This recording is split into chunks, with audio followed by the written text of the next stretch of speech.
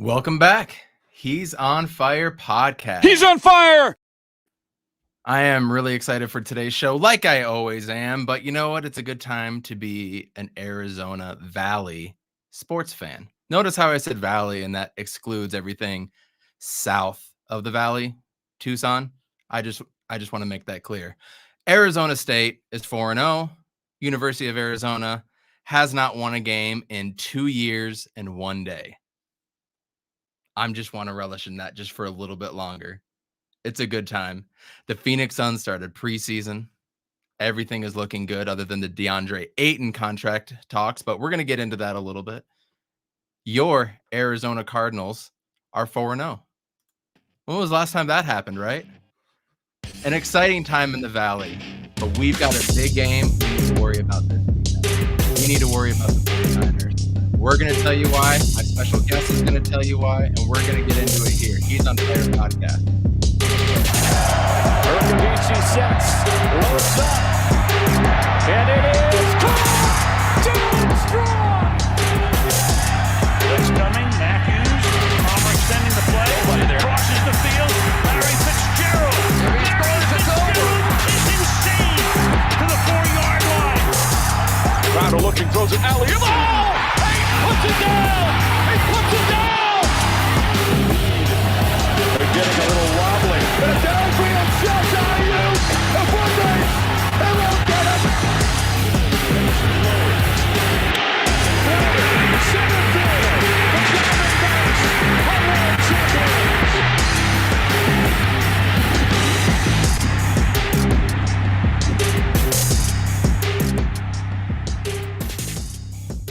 Again, an exciting time. And we got the baseball playoffs going on. I mean, it's October. We're in full NFL mode. Baseball playoffs going down. It's just a lot of fun right now. It's my favorite time of year. JV, what's going on? Iverson Vlogs, what's going on? I really wasn't watching the Dodgers game too much, to be honest with you, bro. I was kind of keeping track of the score, but so many other things going around. Unfortunately, couldn't watch that. I am looking forward to the rest of the playoffs, though. Everybody, please go and share this podcast out on YouTube. Subscribe, like it, catch us on Anchor, Spotify, Apple Podcasts, you know, all the good ones that we can go to. We are available on all of them. But right now, we need to get into it. So let's bring the crew in here. Amit, how we doing, man? Doing good, man. Doing good. Still feeling a high after that Sunday afternoon game. We're drinking the Kool-Aid still, right? Yep. Oh, 100%. Good. Jay, how are we doing, man? How's life over there for you? Doing great. The Suns bench is looking great. I'm still riding off the high from the Cardinals. It looks like the Mercury are about to lose, but, you know, all smiles over here. So you take the good with the bad. Am I right? Yeah. So this is going to be kind of a weird podcast because we're going to talk about the 49ers. Are you guys ready to talk about the 49ers at all? I am. I'm ready.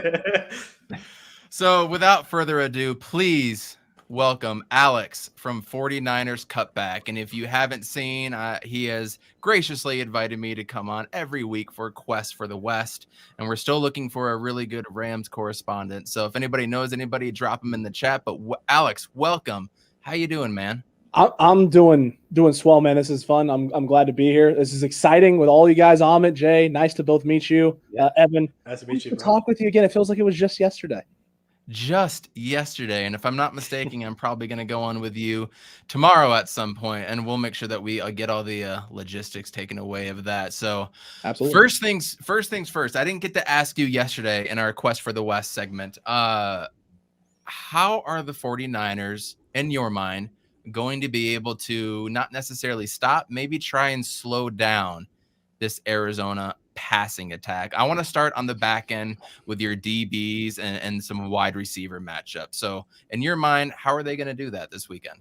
It's going to be tough. Look, the thing that D'Amico Ryans has done a lot of recently, and it's been kind of crazy, is third downs. He likes to run man. I don't think we're going to see a lot of that this week. You guys got a lot of weapons, man. DeAndre Hopkins out there, AJ Green, obviously, Christian Kirk with the speed. Rondale Moore is Rondale freaking Moore. That guy's fast as all can be. Man stuff's not going to work. Trying to go man this week is not going to be a thing that D'Amico can do. And I expect to see him mix it up a little bit more. Shell coverages going into maybe some cover 3, some cover 4, maybe even some more crazy stuff. Maybe cover 1 in certain situations or on one half of the field, and then disguising and showing cover 2 on the other side or rolling cover 3 on the other side as well. And really just trying to mix things up and keep Kyler guessing. The big thing is going to be keeping him in the pocket, man. That's going to be the big thing, because the Niners got some big interior guys in the middle. So if you can make him throw for the pocket, get the big guys' hands up in space, if they're able to collapse the pocket a little bit, make life a little bit more difficult for Kyler Murray, that's going to be the key to slowing them down. Can they get that done? Not all game long. There's no way. Kyler's too dynamic. He's too quick. He's too agile. He's too athletic. He escapes far too often, more often than he probably should, in all honesty. But that's why you guys made the pick. That's why Cliff Kingsbury wanted this guy at the helm and not Josh Rosen. He can extend plays. He's got the arm strength, right? He's got the live arm, kind of like Rosen does, except he has all the athletic tools so that when things break down, it doesn't actually break down because Kyler can keep things going. Absolutely. The thing that I'm worried about the most are your ends. Eric Armstead and Nick Bosa. Those guys actually have the length and the speed to be able to maybe not necessarily chase after him, but they can take the angles away. As I said on the pod yesterday, your interior guys I'm not as concerned about because our interior linemen have just been playing so stout. And so I'm less worried about that, but your outside guys, those edge rushers, that's where I'm worried about. So talk about your edge rushers and maybe a couple outside linebackers that we should be focused on or worried about as Cardinals fans. Look, Bosa's obviously he's always a problem. There's a couple of clips last week, and we did this in our All 22 film on Patreon, where we break down the game breakdown of the previous game, and we also do a game preview. So we'll be actually looking at Arizona's game against the Rams as well, and talking about that in areas the Niners could exploit. But this was one of the things. Bosa had a couple different situations where they literally sent 3, and he ran through them like they didn't exist on his way to Russell Wilson and disrupting passes. Armstead is great on the outside, especially on rundowns, but they love moving him on the interior on passing downs and stunting him inside on passing downs. So the big guys to watch out for on the outside are going to be D Ford, the big 5'5" double nickel, and Samson Ebukam at times. The guy that you guys are going to be able to take advantage of, though, is Arden Key. Arden Key sometimes struggles on pass rush stuff. He doesn't get the extension. He's not able to shut off blocks, and he can get eaten up in space as well if they move him on the interior. That's going to be something big. I do expect some situations where the Niners are going to pack the inside and maybe send nickel blitzes as well, bringing Dante Johnson off of the edge, or maybe even, who knows? They struggled last week. The Niners did when they had 2 tight end sets and Marcel Harris was on the field. So I imagine we're going to see heavy nickel. You guys are going to see a lot of cornerbacks out there in space with the 49ers. If Norman's healthy, is it Norman on the interior in the slot, or is it going to be Drake or Patrick? At this point, I don't know. Both guys have played pretty well out there in space, but your guys' wide receiving core is a completely different monster. And the way you guys offensively are just playing right now, Chase Edmonds, this is one of my key matchups for us, is Chase Edmonds versus Azeez Al-Shaair. That's going to be a tough one. Chase Edmonds has definitely elevated his play from last year. Yeah, absolutely. It helps that Kenyon Drake isn't there, who got the bulk of the load, and he started earning trust with Cliff Kingsbury. And then you bring in a guy like James Conner, who's just a complete different type of back, and that really opens it up. So I'm hoping he can definitely get open in space. Amit, Jay, I want to put the floor open for you guys. Do you guys have any questions that you want to ask that you're just dying to hear about with some 49ers stuff? I know, Amit, you seemed excited. Jay, not yeah, so much. so I would love to get your perspective on Josh Rosen, because you've seen him as an opponent, you've seen him on your team. Like, what do you think of him? Not good. It's not. You don't think it's because he never got the chance? No, absolutely not. Under no circumstances. Okay. Look, I watched enough. We watched a lot of film when he came in, because the conversation was going to be who's the guy behind Trey Lance, because it was always going to be Jimmy. It was always going to be Trey. Those were going to be your first 2. So was it going to be Nate Sudfeld? Was it that third quarterback, or was it going to be Josh? And a lot of people, I don't know what happened. I don't know where it started. I don't know where it came from. But all of a sudden there was this big Josh Rosen push in 49ers land. This is a former number 10 overall pick. He's got all the talent in the world, all the potential. It's there. Matter of fact, he could be a guy in a few years that could be the guy in San Francisco. There were people legitimately saying this, and it was kind of baffling. It kind of confused Ant and I. And I was like, all right, I'm taking this on. Let's go look at the film. Let's see what's there. And you see great things from Josh Rosen. and then immediately after see him throw the ball into 4 guys and there's nothing there the entirety of the time. And you're like, what are you seeing? What are you doing? Do you just trust in yourself that much that you think you can fit that ball in there? Because that's just not going to work. And it's too often. And we saw in the preseason, he made a great throw over the middle of the field. I believe it was to Mohamed Sanu. And then 2 plays later, overthrew Travis Benjamin for a horrible pick. And you're sitting there going, how is that even possible? I don't even know how you do that. It was only a matter of time. Unfortunately, Atlanta, if something happens to Matt Ryan, oh my God, that offense over there is going to be an absolute cluster F of a situation. Yeah, I mean, so what my observations were, he got put in a really shitty situation because absolutely he got put in with no offensive line, not an offensive coach, no real development people around him. And they just threw him in the fire and he sucked. He was bad. He had some moments here and there and flashes, which is probably what everybody saw the optimism in him, that maybe this guy is, just one of those guys that just needs to be in another position or another a situation to win. And now he's been 3 or 4 places now and he hasn't been able to catch on. And sometimes it's you say it's, the system thing, but at this point, I don't know. I can't defend him anymore. It's hard, man. It's hard to, not making a roster over Blaine Gabbert as a 49er fan. I've watched some Cardinals Blaine Gabbert. Fans. We saw him too. It's also true. That's funny. The situations, right? Watching him not make the roster in Tampa in the last season, right, over Blaine Gabbert was like a red flag. We brought him in and it's like, yeah, no, I see why. It makes sense. Yeah, an unfortunate situation for Josh Rosen. I was actually really hyped when we traded up to get him. I was like, oh my God, the Cardinals are trading up for a quarterback in the first round. This could be it. Fortunately, little did we know that we had a god-awful coach, and Byron Leftwich was our offensive coordinator, a first-time offensive coordinator, and he just couldn't do anything with it. So everybody seems to be in a better place except the chosen Rosen, and it just is what it is. Jay, I want to open the floor to you, too, for any questions that you're going to pass Alex's way with 49ers coming up this week. What do you have for us? Well, I got 2 questions. So my first one, I just want to say that the game last Sunday against Seattle, I thought it was a relatively clean game. Russell Wilson's just doing Russell Wilson things. There's nothing you can really do about it. But I'm starting to see a little more clicking in that aspect. And really my question is I'm just confused about your quarterback situation. I know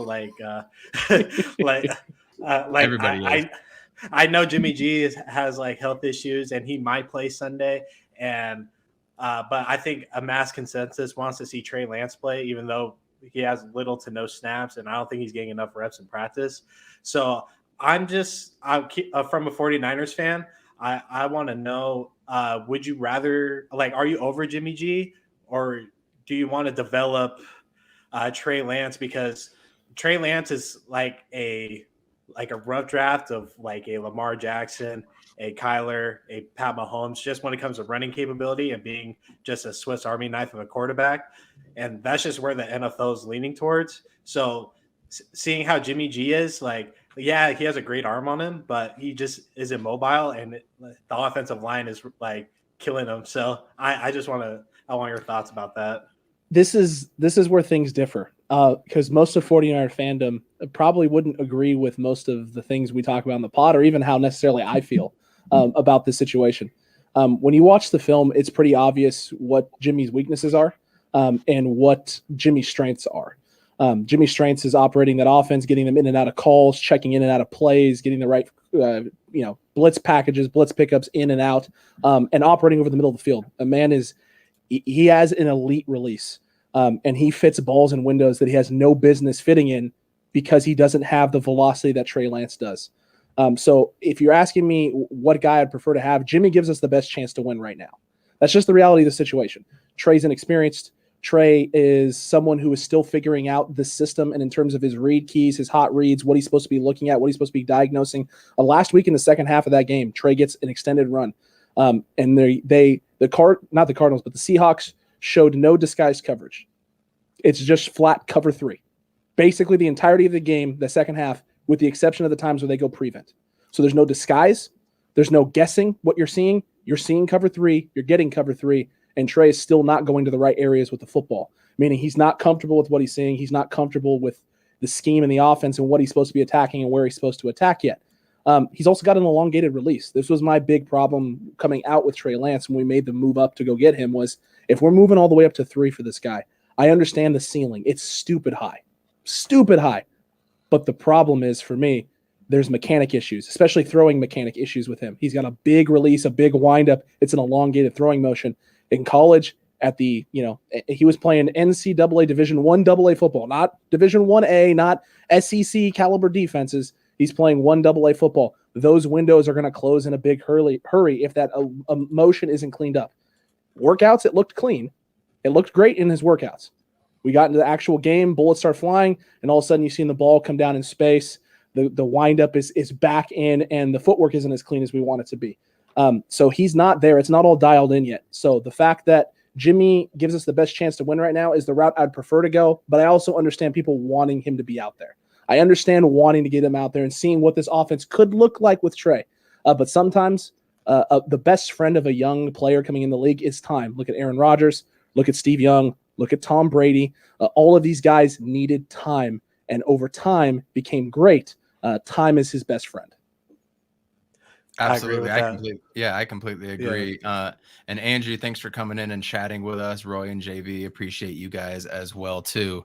So on the offensive side of things, if you were the Arizona Cardinals defense with JJ Watt, Chandler Jones, and all them boys, what would you do to stop or slow down the 49ers offense, especially right now with, I guess, a hampered Jimmy Garoppolo? Maybe we should start there. Like, what's the status on Jimmy G? Are you expecting him to be the starting quarterback? And whoever it is, how should we go about stopping them? Honestly, no matter who it is, whether it's Jimmy or whether it's Trey, it has to start with the run game. You have to slow down the run game. You have to take that away, especially since we've watched the last 2 weeks of film.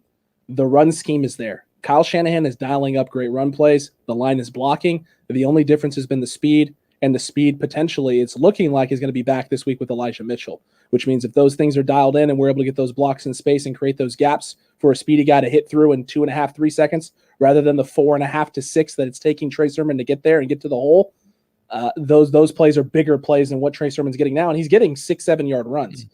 So run game is going to be the key thing for the 49ers. So if Arizona can focus in and dial in certain run blitzes in certain situations, winning up front against the 49ers O-line, that's the key. And in all honesty, whether or not – I don't even think the big status for that is Jimmy. It's Trent Williams. If Trent Williams can't go, that makes your guys' job a lot easier because we got the rookie Jalen Moore, the 5th-round pick out there, who's got to try and operate in space against Chandler Jones, potentially J.J. Watt. If you guys decide to bring Hicks, I mean, there's a lot of things that guy's going to have to deal with. It's going to be tough, but the run game's got to be where it starts for you guys. Attack that run game, slow it down, and you're going to force Trey, if Trey's the quarterback, into bad situations, and you're going to force Jimmy into situations where you're going to make him have to test you outside the numbers and deep where he struggles. Yeah, I feel you. If Trey Lance is the quarterback, I just want to blitz every single down. Blitz, blitz, blitz. Get the rookie into making quick decisions with things he's not comfortable with. If it's Jimmy G, just condense that pocket as much as you can and just make him feel the pressure, much like Matt Stafford did last week. We didn't get to him a whole lot, but man, he felt that pressure. Your receivers, on the other hand, I mean, what else can you say about Deebo Samuel at this point? Right? I mean, not the high, sexy draft pick. He's not the sexy name out there, but he just gets 100 yards every single game. He'll get 100 yards plus 2 TDs like it's nothing. He's just in the right place at the right time. What makes Deebo Samuel so not even good, just effective as all hell? Is it the scheme? Is it him? It's Talk both. to me about him. It's both, man. It's scheme and it's him. You scheme because, number one, Kyle doesn't have to utilize him in one way. It's not one facet. He doesn't have to send him deep. It doesn't have to be stop routes. It doesn't have to be over the middle. He can use him as a running back. You can use him in jet sweep actions. You can throw him on bubble screens. You can send him deep down the seam. You can run him dig and crossing patterns over the middle of the field. He can operate short. In all honesty, some of the best plays of Deebo Samuel throughout his career have been 3-yard little stop hitches against zones, quick hitters. Those have been the best plays for Deebo. He catches, breaks 2 tackles, and then runs through the third guy and starts screaming on the sideline because he's, losing his mind. I've never seen a player in the NFL this caliber, this early in his career, more times after he's run through defenders on a sideline, literally screaming and laughing on mic, on camera, on film stuff. It's hilarious. He loves it. He enjoys it. The brutality, the contact that he likes to play with, the physicality. It's next level. It's George Kittle-esque, in all honesty, just from the receiving position. Funny that you say that, and like when he catches, so you're saying like his best plays are those 3 yards when he catches it behind the line or whatever. And those are like the highlight plays, but me, it's those crossing routes because he's got less defenders to deal with, right? And he just destroys coverages in those crossing routes because he yards after catch are insane. The yak is there, man. Perfectly. Yeah, the yak is there. Every time I watch him, I always feel like the highlight plays to me are the 12, 14, 15-yard plays where he's just going wherever it is on the field, then he just sits. And he just sits there. And then he's able to get a 20, 25-yard gain as well. Amit, I know you got a few more questions for him. What else do you have, my friend? Yeah, so it's Wednesday. It's the season finale of What If, the Marvel series. So I wanted to play a What If game. Okay. So I wanted to go back to last season because I heard a lot of chatter from Niners fans. I live in Los Angeles. I live in California, so I hear it a lot. That we had the best roster in the NFC West last year. If we were healthy, we would have won the Super Bowl. So I want to ask you, if you were healthy, and you already talked about Jimmy G's, his drawbacks. Would you have won the Super Bowl, you think? Last year, 100%. And the only reason is if you look at a lot of our losses, they're stupid close. They're stupid close losses. And a lot of them are because Nick Mullins was absolute trash. He was garbage. He was really bad. It wasn't good. I mean, that Eagles game I don't even want to get started. Throwing the ball literally to Alex Singleton with not another 49er in sight for a pick six just killed the momentum of that game. He did the same thing against the Cowboys. He did the same thing against the Washington football team. I mean, I can literally just list off all of the games where he made crucial mistake after crucial mistake after crucial mistake. I don't know if we could necessarily – I want to believe we can win the Super Bowl despite not having Nick Bosa last year, but Nick Bosa just makes the difference on the defense. And we were still able to get home, and we're statistically a top 5 defense throughout the league in terms of yards gained, allowed points, and things of that nature without the pass rush. So you add all those things in. You added Jason Verrett, who was healthy for the first time in his career, playing basically almost an all-pro level last year. He was statistically one of the best-rated corners in the league. If that team is healthy, they're able to get it done. I have a lot of faith in Jimmy. I truly do. I know a lot of people see the mistakes and they see some of the turnovers that he makes and sometimes where he misses on some throws. But the reality of the situation is more times than not, when Jimmy throws or has a bad drive and he comes out, doesn't execute, turns the ball over, makes a couple of really bad throws or egregious throws, let's just say, he has a little more faith in himself than maybe he should. He usually comes back out and executes at an extremely high level the very next drive, and the Niners get points. And, right now, that's crucial for us is being able to put points up on the board. I still believe that this team could have got it done last year, and I still truly believe they can get it done this year. But they got a lot of things that they got to clean up, and they got to execute better, much better. I got a few more questions for you, but I want to leave it up to Jay here to chime in here with something. Jay, do you have anything else for him? Yeah. So, what was your personal opinion about Colin Kaepernick? Because I live in Arizona, and there's a lot of Niners fans here, and I had half saying that he was trash, and the other half saying he's probably a top 5 Niners quarterback ever. And then my second question is, what is your all-time favorite Niner player? Because there's so many. My personal favorite is Vernon Davis. So I just want your thoughts on both of those. So I'll start with the Kyle Juszczyk. I don't know what to tell you. I'll start with my favorite 49er player of all time. It's Steve Young. And 49ers fans, some will diehard 49ers fans cringe when you hear that because you say you pick a quarterback and it's not Joe Montana. But I'm a 90s kid. I grew up in the 90s. I only have one Super Bowl. It's Steve's Super Bowl. I've met Steve Young. I've actually had an interview with him when I was 9 on KNBR. I got to call in and interview him, ask him some questions. So I've actually had conversation with Steve Young. He signed I got a Niners helmet at home that's signed by a bunch of 49ers greats. That's my favorite signature on that helmet. So I just have fond memories of Steve. So that's kind of why he's my guy.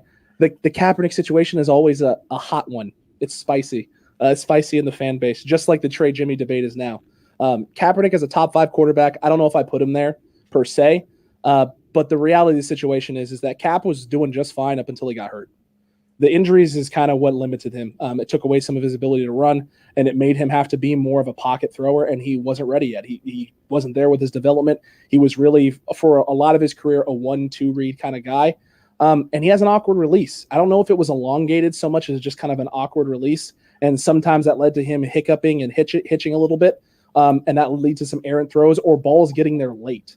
And regardless of how hard you throw in the league, if you don't get the ball out when you're supposed to, guys can close windows down. So if you see the window, right, you start to get rid of the ball and you're like, you know what, I'm a little late on this, but I'm just going to get this thing in there.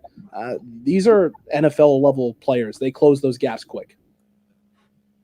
I like that. When he was doing the tryouts to get back into the league, you think he could have made a roster spot like at a lower tier team like the Jets, Dolphins, like before Tua and stuff?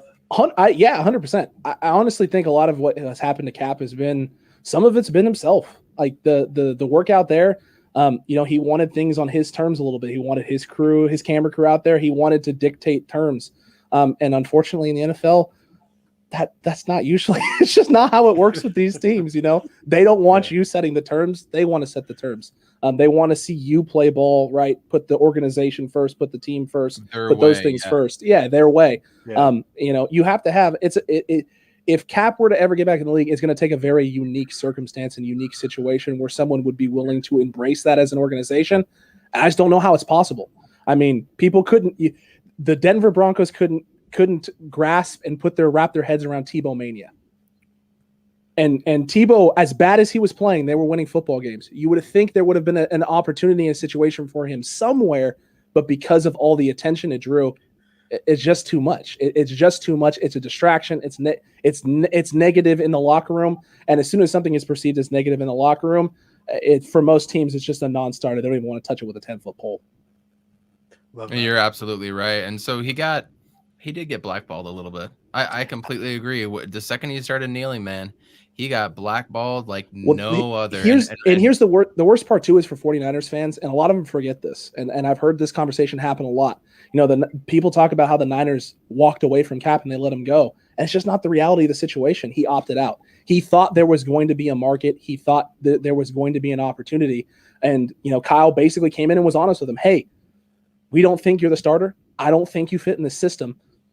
I'm not handing you the job. You can stay if you want and work and try and earn this job, but you weren't going to be the guy going in day one.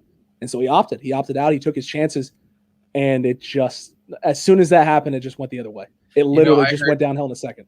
I heard on the Dan Patrick show that Dan Patrick was basically saying, I don't think he wants to play anymore because he's been offered, and he was offered quite a few times by quite a few different teams. And it was always kind of under the table and not out there. That's just what Dan Patrick and the team was reporting. But he was actually going to be making more money with Nike coming up. And that was before, he got his Nike deal. What was it, 2019 or 2020, something like that, when he was going off doing his own thing, Black Lives Matter, which is, I think that's an absolutely powerful thing to go through, but he wanted to pursue that as opposed to his football career. And I think that kind of showed, unfortunately. The last time I remember seeing him, 2015 or 2016, throwing 4 interceptions in week 2 against the Cardinals at the Cardinals. That was the last time I remember seeing him play. And that was an atrocious game. Such a long time ago. That one was bad. And then I think he had 3 or 4 a few weeks later against the Bears, and it was also really not good. I mean, his last year and a half in the league was, in terms of decision making and ball placement, it just wasn't there. And that's fair. Dan Patrick talked about that. I saw that one too, because there was the Ravens. He had the opportunity there. The comments came out about the owner as the owner was on a plane flying to try and sign him and bring him in from, I think it's the girlfriend at the time that made the comments about him. And then there was the situation as well with, I think, Seattle. They wanted to have him come in and be the backup behind Russ. And he didn't want to have to be the backup. He wanted to be able to compete for a job. And sometimes it's just, certain situations, you're not going to be able to get those types of things. And like I said, organizations want guys that are going to play ball. And if they're not going to play ball a certain way, then they're just going to take the ball and go home themselves. Exactly. I do have a little insider information that I'm not going to give out on air. So we can go back and forth if you're backstage afterwards or tomorrow's podcast a little bit before, and I'll of course, I'll tell the crew afterwards. But there's a little interesting tidbit that I do know about regarding this whole thing, and it kind of put a lot of things in perspective. Spicy. I got one last question for Alex. Oh, of course, go for it. Last one. Okay, so you already said who your top, I guess your top 49er is. I'm assuming that's your top quarterback. I'd like to know your top 5 49er quarterbacks. I want to know where Tim Rattay is. He number 2 or number 3 on that list? He's way Right down the behind list. CJ Beathard. Way down. If it ain't one, it wrong. It has to be Joe, right? It has to be Joe Cool. I have to put him at 1. If I don't, then the fan base comes at me with pitchforks and torches, and rightfully so. Joe Montana is, for 49ers fans, most of them, he's the GOAT. He is in that category. You at least have to put him in the discussion for everything he did for that organization, undefeated in Super Bowls, all that fun stuff. Steve is after that for me. It has to be Steve Young. Just the things he did and the burden that was placed upon him and the shadow he had to try and crawl his way out of there. Not easy in the slightest at all whatsoever. And then and considering they traded my Montana gosh, to KC, and so he had to step in after a trade. It wasn't like he retired or something like that too. Yeah. No, I mean, Joe still played a few more years and even played Steve right in a regular season game with the Chiefs Niners, that they won. The Chiefs won that game. Steve Young lost that game. Now, granted, he gets the Super Bowl that year, and then all is forgiven for 49ers fans. But that's just the reality of the situation. Like it's just tough. It's tough to deal with. After that, it gets really hard, man. It gets really hard because you really got to start diving into things and what's going on. If Jimmy Garoppolo wins that Super Bowl in 2019, he probably inserts himself at 3 for 49ers fans because this is a guy you brought in and he gets it done. But for me, after that is probably Y.A. Tittle is the guy I like to go with. He did a lot of great things. John Brody is another guy probably sitting there at 4. And then 5, oh man, it's tough. It really is because there's a lot of guys you can go with. There's Frankie Albert you could talk about.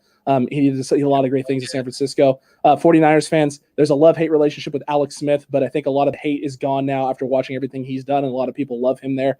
Jimmy would be a fair guy there at 4, as well as Jeff Garcia. They all got. I grew up watching Jeff Garcia. I loved watching him play because he wasn't the most talented, but he went out there balls to the wall, man. Yeah, he really did. Jeff is great. I love Jeff. I really did.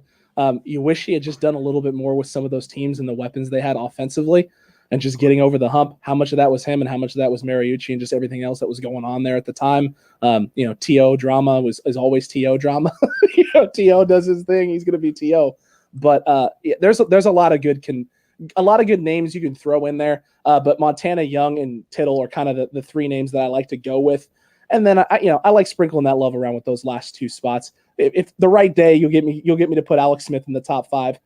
Wrong day, he doesn't make the top 5, and I'm upset because maybe I watched a highlight game or something where Smith refused to throw the ball downfield and just kept checking down to running backs. I'm like, I just can't with this guy sometimes. But no, there's a lot of good names. The front half of that list is where all of it's at, right? Like it's where all of it's at. That's where the love for this quarterback room and just the expectation for this franchise is because of what Montana did, because of what Young did. There's just high expectations. Jimmy Garoppolo, it's Super Bowl or bust every year, and Trey Lance is in the same boat. I feel terrible because he's 21 and coming out of playing at a small college in which he didn't throw a lot of passes in his career, and he had to deal with the COVID season as well. So he had a whole year of college development basically ripped from him in terms of play and opportunity. 49ers fans sometimes forget how kind of lucky we are that we had the run that we did and the stretch that we did for as long as we did.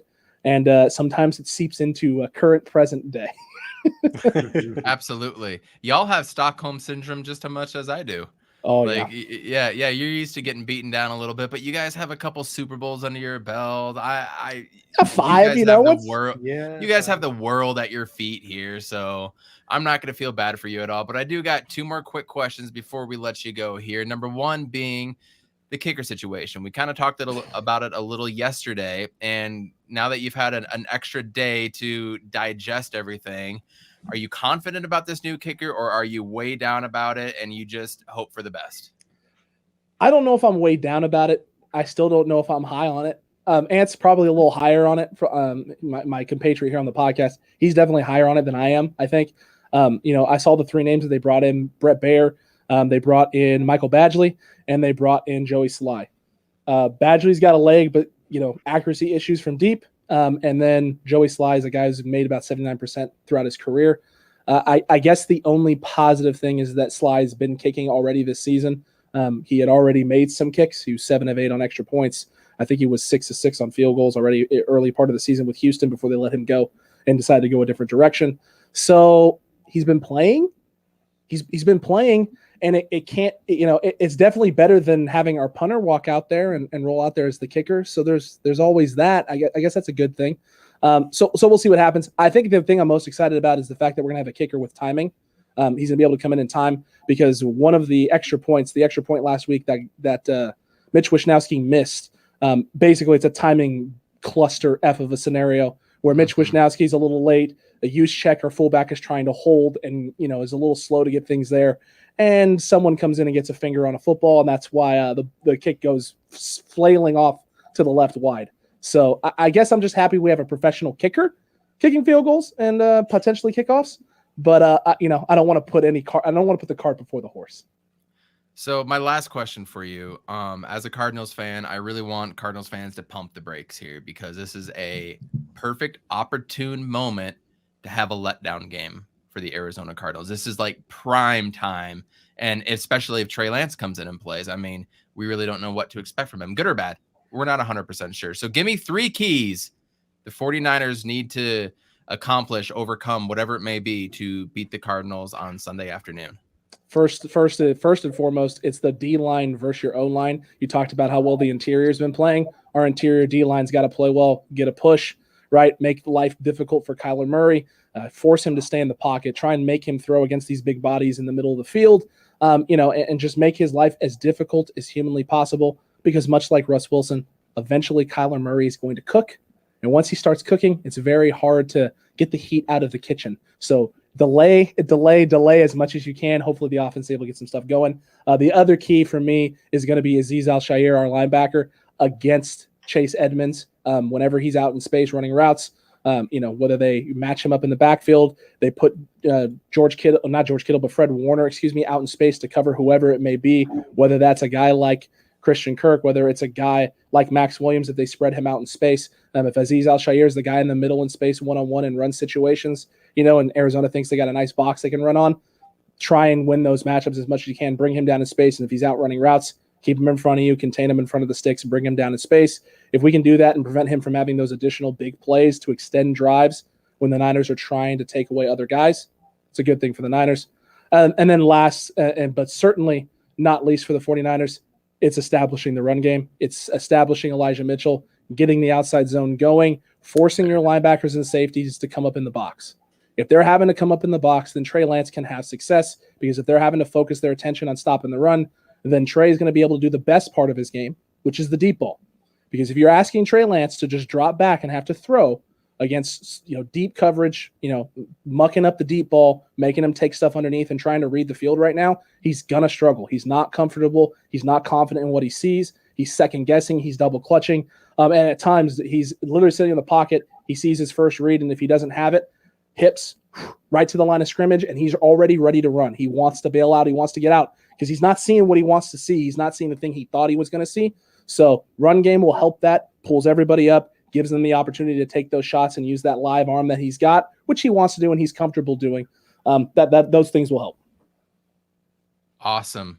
Those are all awesome keys. I hope we can find a way to combat that. I love that you're talking about Chase Edmonds. That's kind of the guy that's been forgotten the last few years. So really good to hear about that. Man, thank you so much for coming on, Alex. I look forward to tomorrow too. Let's keep in contact about when we can do it.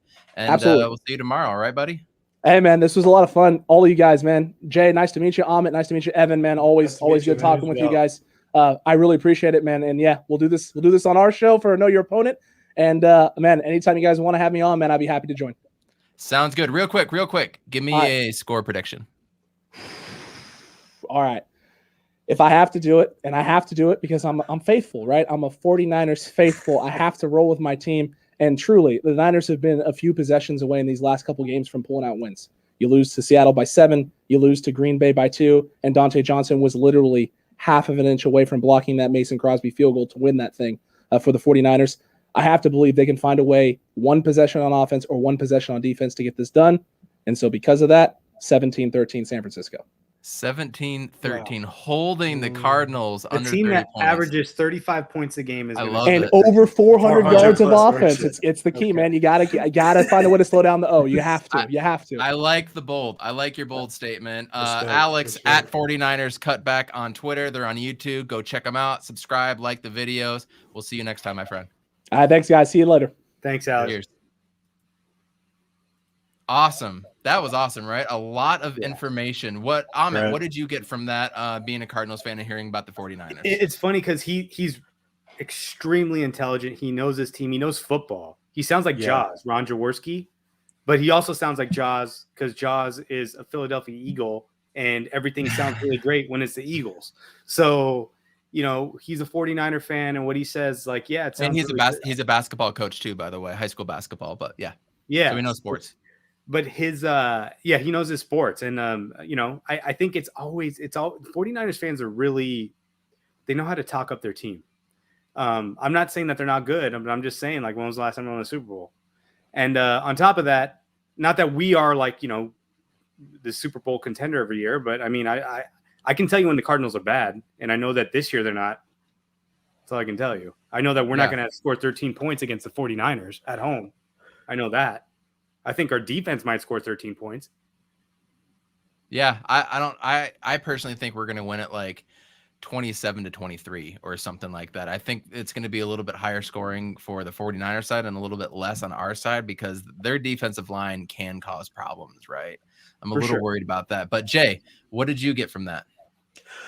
Just like Ahmed said, he's very articulate, knows his X's and O's, which I appreciate. Again, I live out in Arizona. There's Niner fans here. Like, they really ride off what they did in the 80s and then the Kaepernick era. And I appreciate hearing from a Niners fan their deficiencies and where their strong points are. So it was good hearing that. And like, Niner fans are persuasive. I think that's why sports media put them at 2-3 in the NFC West. So, like, shout out to Alex. That was great. Yeah, absolutely. So we're going to be right back. We're going to take a short break. We actually, for the very first time ever, we have a quick word from our sponsor. That's right. We actually have a sponsor from this. You know, it ain't much, but we're starting somewhere, and I'm really excited to continue a partnership with them. When we come back, we're going to be talking about Phoenix Suns stuff. If you haven't heard about Anchor, it's the easiest way to make a podcast. Let me explain. It's easy. It's free. There are creation tools that allow you to record and edit your podcast right from your phone or computer. Anchor will distribute your podcast for you, so it can be heard on Spotify, Apple Podcasts, and many more platforms. You can even make money from your podcast with no minimum listenership. It's everything you need to make a podcast in one place. Download the free Anchor app or go to anchor.fm to get started. Gotta love the sponsorship. So thank you, Anchor. We appreciate you, and we'll do all we can to make everybody as much money as possible. Meanwhile, we had some news with the Phoenix Suns coming up. You guys want to talk about some preseason stuff? You want to get into the Deandre Ayton contract BS, whatever you want to call it? What do you guys want to talk about? There's nothing really to talk about preseason because, I mean, it's preseason, right? Nobody's playing. No one's really showing what they do. We haven't seen a single Spain pick and roll in the 3 games or 2 whatever games the Suns have played. All I saw in the highlights was Chris Paul. Mikal looks like he's developing his game. I don't know if you guys saw that step back that I did. Cam had. Yeah, Cam had this absolutely. wild step back. So he looks bigger. And you saw the and 1-2 they got on the fast break where he just powered it over. I mean, dude, this team looks like the team from last year, and the Laker team looks like a bunch of guys that just are like playing pickup. And some of those guys could potentially. I think Malik Monk and is going to be important for them. I think he's going to have a good season. I bash on Rejected. Okay. Hey, I'm saying good things about the Lakers. That's why I rejected you. That's it. I'm saying good things about the Lakers. I should. Hey, BV50, we appreciate you, man. Thank you for the subscriber. We appreciate you, my guy. Thank you so much.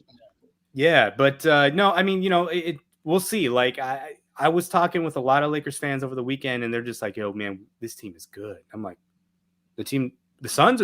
You're talking about the Lakers? Oh, You mean the same people that said Andre Drummond was the second coming? yeah, exactly. I'm like, oh, Kendrick Nunn is your guy now? Russell Westbrook is your guy now? Okay, so I don't know. I mean, we know, dude. And you know, the other thing that actually stood out to me was that AD played the 5 like the whole first half, and he did not look good. I mean, he had some moments there and there, but that was when he was outside the key. But on defense and everything else, he just did not look comfortable playing the 5 for that long. So It's because he's not a 5, man. He can do that. You can do the 5 in college. You can get away with that, especially when you're on a team like Kentucky and you have NBA talent, 1 through 5 plus your bench. Dude, it's a different ball game, especially when you're going to be going up against a guy like Ayton who can guard the outside. I mean, dude, if you have a preseason take, just fucking keep it to yourself, man. Like, nobody's playing hard. Nobody's playing for the win. Half of these teams are just going out there and rolling out the ball and seeing a couple things that matter, like Cam Johnson with that step back. Yeah, we saw a few things last year do that, but do you think we're going to see that all the time? No, that's not the game, and that's not the offense. That's not what they want to do. They're trying new things. They're kind of throwing together a few lineups. You know what I mean? They're not game planning and strategizing. I mean, LeBron and Russ and whoever else was out today, like, they're going to be playing the majority of the games they weren't even playing. It's preseason. The only thing that I hope that we get out of it is maybe a little more chemistry to, just, being together as a team, going through game day, that kind of thing, and no injuries. That's all I want. Just come out with no injuries. We know what the offense is. Why? Because we've seen it for 3 years now. We know what we're going to do on defense. The difference is, how are the new guys going to be able to adapt to it? I will say this. I am drinking a little more of the JaVale McGee Kool-Aid because, I mean, I knew coming in he was going to be big for us, dude. I knew coming in that he can be that extra guy coming in to finish pick and rolls with Chris Paul or whoever the point guard is, to be able to finish those alley-oops, having an extra dude back there with a 8'9" wingspan and rim protection and rebounding is huge. And then, as we've mentioned on this podcast multiple times, Amit, Jalen Smith also at the 4, who seems to be coming out of his shell a little bit, playing with NBA players. Having those two guys being able to defend the not only the perimeter, because they have the foot speed, but also the interior. Those are the things that I've really looked into. Jay, you've said you've watched some games or definitely highlights. What are you seeing from the Phoenix Suns in 2 preseason games that don't matter? JaVale is going to be a problem. And I'm not worried about Deandre Ayton not signing. He's going to sign. I'm not bugging about it. But DA and JaVale together is scary for any team in the West. It's going to be a problem. Like, Chris Paul was throwing lobs up to as high as what DA can't even grab on his best day, and JaVale was just throwing it down. He's going to be a problem. He's exactly what I thought he'll be. Yeah, this is preseason, but this is just a taste of what he can potentially be. And as far as I've seen since his Golden State days, he's going to be such a great addition to us. And Landry Shamet, the first game, he looked really good. Him and Cameron Payne look so good together. And then Mikal and Cam Johnson, they were creating their own shots and stuff. Mikal dipped into that a little bit at the end of the finals round, and he looked relatively good. But yeah, DA, he's not a 5 guy. He's definitely a 4. That's why I think bringing in JaVale is such a crucial thing. I'll ride this. I'll die on this hill. If we had JaVale last year, we would have won the finals. But then my other point, I think that was it. Yeah, that was it. Everything that I'm seeing looks relatively good. I think JaVale is going to be a big problem. I mean, we increased our bench depth, which we've talked about. Landry Shamet, I was so high on that. He does so many more things that Javon Carter just can't. I think Javon Carter does make sense for the Nets. Landry Shamet, dude, his foot speed. I tried to tell people his foot speed is there. He's a smart player. He's a dude that can pick and pop. He's a dude that can step back, or he can just spot up. He's a smart guy and he's young. But also, dude, he's going to need an extension too, right? He ain't going to be playing for free in the next couple of years. So we're going to have to sign him too, which brings me back to kind of Deandre Ayton in the contract talks. Like, holy shit, Phoenix Suns Nation. Y'all need to chill. Chill. It's going to get done. First off, if Flex says anything on Twitter, it's the gospel. Yep. Second off, like, dude, let these things play out. Let negotiations play out. Don't just be willing to want to give Ayton that bag. Don't just throw it out there, man. Like, he's not Trae Young. He's not Luka Doncic. You know what I mean? You saw centers being played out of the playoffs. Granted, Ayton is different. He is not Rudy Gobert. It is just a different time and position this year with salary caps coming back, with COVID as far as numbers are concerned. Centers aren't worth as much. I think they're making an uptick back. But, man, if we give this bag to Ayton, how are we going to extend McHale? How are we going to extend Cam Johnson? How are we going to be able to keep Chris Paul? How are we going to be able to give Devin Booker the Supermax? Does he deserve a bag? Yeah, but as Flex pointed out, that MPJ contract is really like a 5-year 145 as opposed to 200 mil because of extra little bonuses and playing stuff and getting your stats, you know. And that's the thing you have to do with Deandre Ayton, because Amit, tell me if I'm wrong here. Deandre Ayton has had a problem when it comes to being motivated and playing hard every single game. He played hard in the bubble. He played hard in the playoffs. When we needed him, he showed up. Am I wrong about that at all, Amit? No, you're 100% right. And I would say a lot of it, you can go back to culture, because people said the same thing about Booker on defense. And people said the same thing about a lot of our players, right? At this point where we are, and, you know, I had this, spent real quick. Yeah. Dodgers, bottom of the 9th, walk it off, 3-1 final. Oh my God. I have to deal with this tomorrow. Okay. That's I don't know if you're a much of a baseball fan, because we don't get to talk about the D-bags on here that much. But that you know what? I actually did hear fireworks just a minute. Whenever that happened, I did hear fireworks, and that must be why. Oh, you live that close? Oh, nice. Well, no, I just live in LA. That's like, this is what they do. Like, yeah. Oh, okay. They're actually like Dodger fans are different than Laker fans. Dodger fans are actual fans, most of them. Okay. Well, here's what I got to say about that. Rejected. Because I hate the Dodgers. Anyways, I'm sorry. When we got breaking news, we got to break it, and that's a big thing in sports. So, yeah, please go on with your point. Yeah, so I had done a bunch of research on some comps on guards, on centers, and then my note when I restart my computer is gone. But I'm going to try to go off memory. So here's what I think about this. Ayton, yeah, there's reservations like on why you would not give him the full max.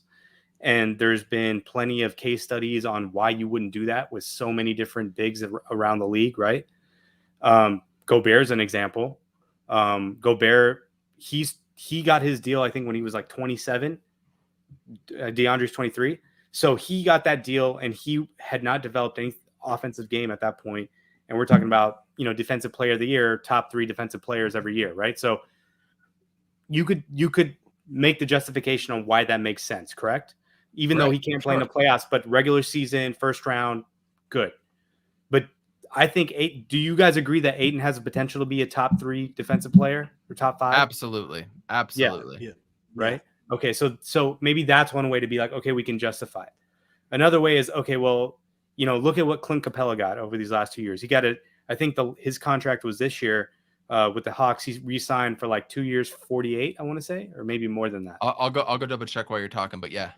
So, but he's the best rim runner in the game, right? He's a good like defensive player. Maybe not top 10 defense, but definitely the best rim runner, especially when you have a guy like CP3 or Book.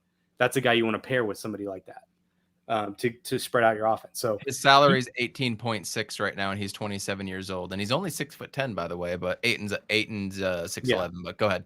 So exactly. So given that salary, given what he's able to contribute as a role player, given what Ayton can do already as a role player, expecting more out of.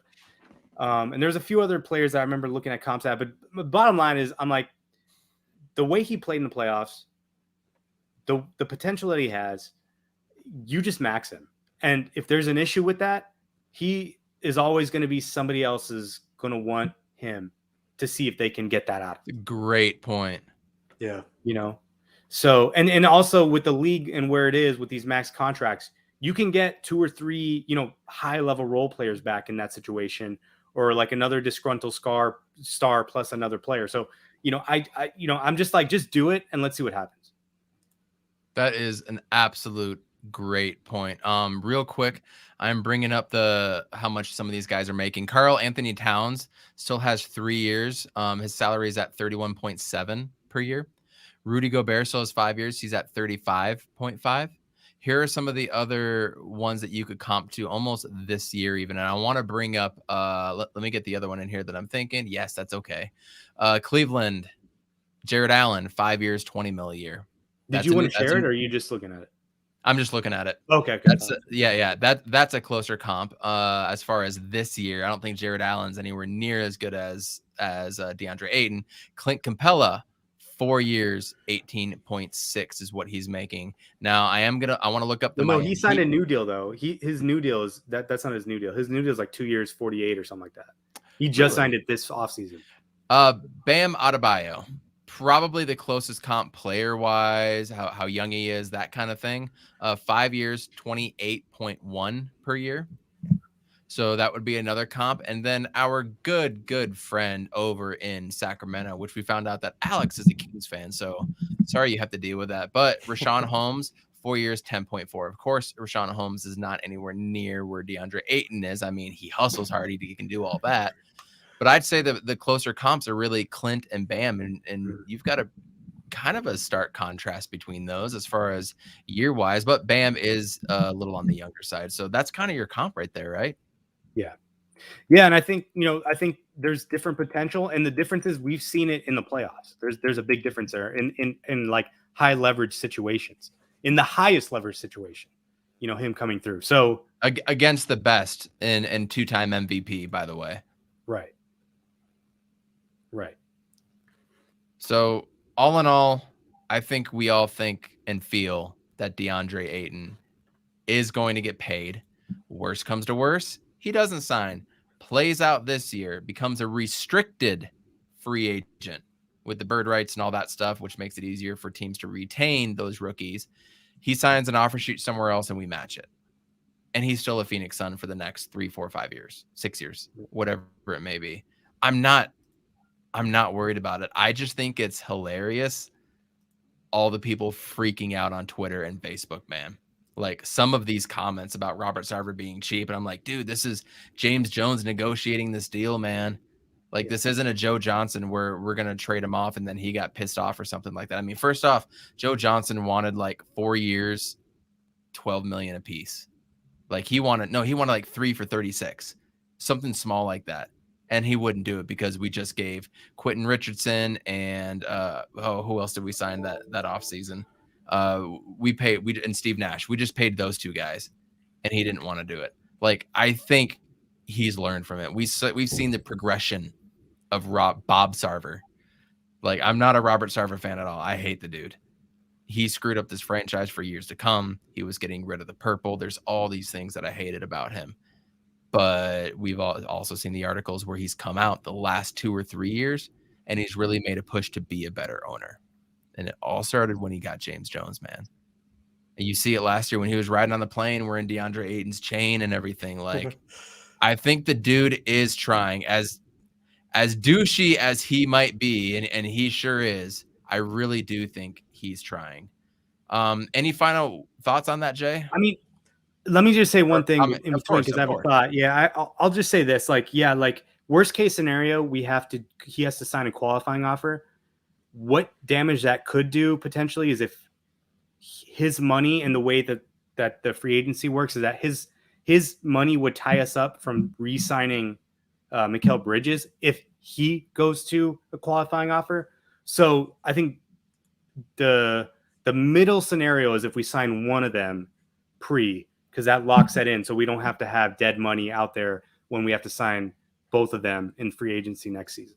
So that's the only thing. I mean, there's always sign and trade capabilities if he really wants out. I mean, he's from Phoenix, not from Phoenix, but he lived here for a long while. I think he wants to stay here, especially after what happened last year. But at the same time, dudes were on his ass over and over and over again to play hard. And he's not a James Jones guy. He was not picked by James Jones either. So there's no love lost there. But I trust James Jones. I 100% do. So if they choose not to sign him, I think there's going to be something good around the corner either way. Jay, what are your final thoughts on Deandre Ayton and the contract? Like he's gonna resign. All contracts are all about negotiation. Like in today's like NFL, NBA, Yes. like players are in control of their destinies. And I think Aiden wants to be here. I think he loves the love-hate relationship with the fans. Like it helped him perform the way that he did in the playoffs. And it like bringing in JaVale and Shamit just defeats the purpose of not signing him or finding some sort of middle ground to keep an Aiden here long term. Like he's gonna get the max, and keeping the core too. Like this core works. Like why disrupt it? Why have bad tensions around? I think Sarver is just riding shotgun while like James Jones is controlling this whole thing. I think James Jones knows exactly what he's doing. There's no reason why not to bring back Aiden. And like Aiden works, and having JaVale and Aiden together, like this, like it's going to be a problem, like I said. But what I was going to say, what I remembered, I was listening to Arizona 98.7, the sports station. You're the one that still listens to them. Yeah. So they had Jalen Smith on, and they were interviewing him and stuff, and he was ecstatic that they brought in JaVale, which I was actually really like this guy just came in, just kind of like took your spot, but he's all like he just wants to learn the best that he can, and like he was molded to be a certain player that he isn't, and he's learning from JaVale how to be that fluctual player. And just Jalen Smith just sounds very positive about everything that's going on. He says he knows he's on a championship caliber team. He's a young guy. Like he's may or may not see playing time. And when he was talking about that, I just thought of Bobo on the Nuggets and stuff, and like how badly I wanted to see him play with Jamal Murray and Rivers and stuff, but it just doesn't work. But when it just comes to overall big guys in the league, it's Embiid, Jokic, Giannis, AD when healthy, then Aiden, then everybody else is just playing catch up. So he's gonna get paid. Good man. It's just a matter of like what James Jones is willing to give him, and I'm pretty sure he's gonna get the max. Everybody chill out. Chris Paul had a player option. He declined it. Got everybody money. freaked out here. then, dude. Yeah, everybody freaked out. Everybody freaked out. Aiden's gonna stay here. Literally, all of them were at the Mercury game today. Like he just wants more money, and it's cool. He deserves it. I think everybody can agree on that for the most part. Yeah, we want more consistency, throughout the season. I think we're gonna get that. I think JaVale is gonna take a lot of that weight off his back. So only time would tell. But everybody, chill the fuck out. Chill out. Yeah, Ahmed, I just got your thing that you sent over, Clint Capella. 2-year, 46 mil, so 23 a year. I think that seems like a really fair number for DA. Maybe go a little bit up with some extra clauses, but that's up to James Jones and people smarter than me. Real quick, I need to touch on Arizona State just real quick, because man, there is a huge game for the Sun Devils against Stanford. They're like a 13.5 point favorite right now, which scares me because we haven't beaten Stanford. I don't even know how many years. It's been awful versus them, but I think we're going to pull through. I want to see the Sun Devils fans fill that stadium. Saturday night, ESPN, you got the vibes, but I need to bring this up. Did you guys see this beauty? I'm going to go full screen. Fire. Look at that. That is beautiful. Nice. I love the candy-coated helmet. That's the back of it, kind of the Hispanic heritage, and here's the front of it. It's supposed to be like Sparky's tail a little bit. I'm really excited about it. It's the Maroon Monsoon. Oh, let me scroll back up. If you guys don't know Uniformity and you're ASU fans, go follow Uniformity. They're going to have the whole shebang there. So here's the whole logo. I love the way that front looks and how it comes down. I'm a big proponent on wearing center stripes on helmets. Maroon Monsoon, gonna maroon them out. ASU's gonna come away with a big win. I just hope Jaden Daniels can finally get like a 300-yard game and Chip Trainum can do what he does. The pass defense has been very suspect with them. The rush defense has been suspect as well too. I think just it's time to pick them off and exercise the demons, as Joe Healy says. So we're gonna take off. We're gonna get out of here. Ahmet, leave us with some final words of wisdom, my friend. You know, as much as I want to think that the Cardinals are going to go 5-0, I'm just worried about this game being a trap game, being one of those games where, you know, a tipped interception, a missed field goal, blocked field goal, just something weird could happen. But the way the offense is playing, and the fact that we don't their quarterback situation, I think we're going to be 5-0, but I'm not confident. I actually would agree. I think this is a very scary, I don't want to say trap game. I just think it's an advantageous game for the 49ers because we're coming off of a high, just like the Rams were coming off of a high. Oh, we're home. Oh, we're home too. You know what I mean? And it has that potential. But I didn't think we would stand a chance against the Rams either. None of us did. Weird things happen any given Sunday. Why not us? All that stuff. But I can't wait. It's going to be a really, really fun Sunday. Jay, before we get to your final thoughts, who do you guys think is going to win between the Seahawks and the 49ers up in Seattle? Jay, let's start with you. Seahawks. I agree. Do you mean the Thursday night game? Thursday night. Yeah. Rams. Seattle Rams. Okay. Yeah. Sorry. Rams. Okay. Tomorrow night. Oh, my fault. My fault too. I'm gonna go with the upset. I'm gonna go with Seattle. I agree. Ahmet. Yeah, I think I got to go with the team that needs to win the most, and I'm probably gonna say I think the Rams need to win just to have more confidence going in because they just got demolished. And I think they're gonna need to win. It's a Thursday night, short season or short practice for both of them, but I'm gonna go Rams. All right, and I'm gonna go Seahawks 2-1. So we're gonna see tomorrow night. Jay, leave us with some words of wisdom, my friend. I have a good feeling about Sunday. Don't be surprised if Trey. He's heating up. Don't be surprised that Trey Lance has somewhat of a good start, like how Trevor Lawrence did a couple weeks ago. Mm-hmm. But we're gonna shut that shit down. We better win this game. We better be 5-0. Get ready for Cleveland. And the Suns are looking great. Preseason, but I just love seeing JaVale and Shamet and Phoenix Suns colors. This is going to be a fun season. I can't wait for the season to start. And Keyshawn Keyshawn, Jay, and Max, lay the fuck off, bro. Yeah. We are better than 99% of the teams right now. Boom shakalaka! Lay off Booker, lay off D-Hop, lay off Kyler. What else? He's on fire! We are a top 3 team right now. So facts. We're the only undefeated team. Only undefeated team. You can't put us lower than 3. And we've won your 3 Rams, games, bro. 3 games on the road too, by the way. Yes. Great point. So you're heating up. My little words of wisdom is the unfortunate thing about living in old Salt Lake City is I got to listen to old Salt Lake ESPN 700.